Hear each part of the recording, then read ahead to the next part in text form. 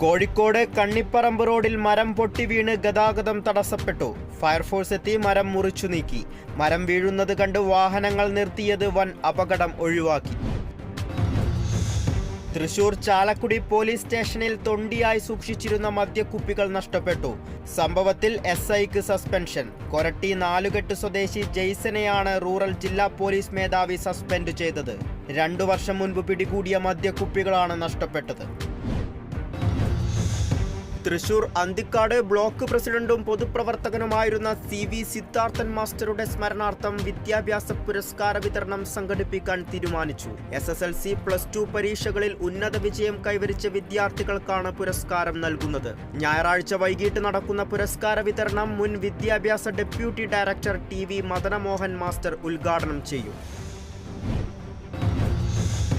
ഗുരുവായൂർ ദേവസ്വം 1200-ാം ആണ്ടിലെ പഞ്ചാംഗം പ്രകാശനം ചെയ്തു.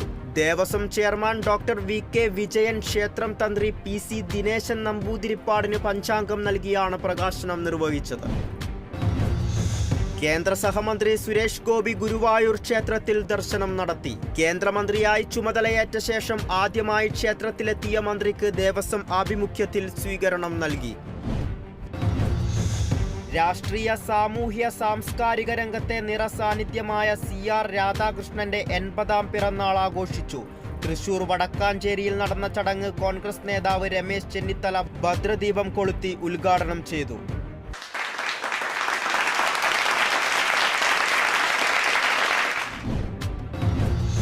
കണ്ണൂരിൽ പോലീസ് കസ്റ്റഡിയിലെടുത്ത ഓട്ടോ ഡ്രൈവർ സ്റ്റേഷനിൽ വെച്ച് കുഴഞ്ഞു വീണു മരിച്ചു. കണ്ണൂർ ചിറക്കൽ സ്വദേശി സൂരജാണ് മരിച്ചത്.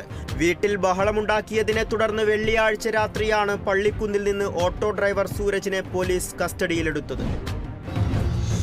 വർഷത്തിലൊരിക്കൽ മാത്രം പൂക്കുന്ന നിശാഗന്ധി പൂക്കൾ കണ്ണൂരിൽ വിരിഞ്ഞു. പയ്യന്നൂർ മാവിച്ചേരി സ്വദേശി സനോജിന്റെ വീട്ടിലാണ് നിശാഗന്ധി പൂക്കൾ ഒന്നിച്ചു പൂവിട്ടത്.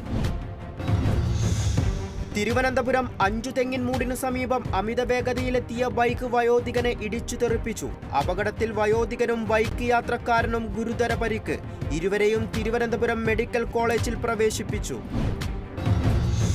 ഡൽഹി വസന്ത് വിഹാറിൽ തീപിടുത്തം. ബ്ലോക്ക് C മാർക്കറ്റിലെ 5 കടകൾ കത്തിനശിച്ചു. അഗ്നിശമന സേനയെത്തി തീ നിയന്ത്രണ വിധേയമാക്കി. ആളപായമോ പരിക്കോ റിപ്പോർട്ട് ചെയ്തിട്ടില്ല.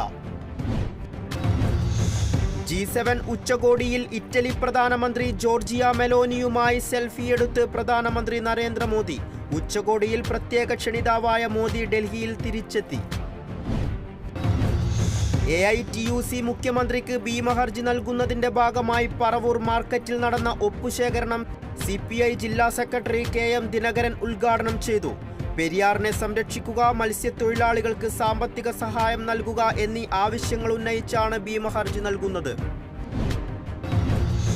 കോഴിക്കോട് താമരശ്ശേരി ചുരത്തിൽ മരം കയറ്റി വന്ന ലോറി മറിഞ്ഞു.